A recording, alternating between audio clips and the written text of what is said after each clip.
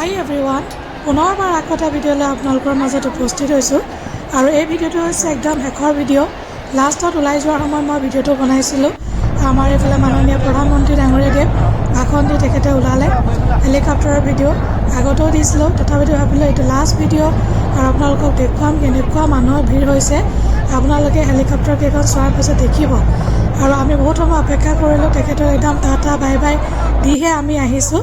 এতিয়া আহকচোন চাওঁ মানুহৰ ভিৰটো কেনেকুৱা আছিলে।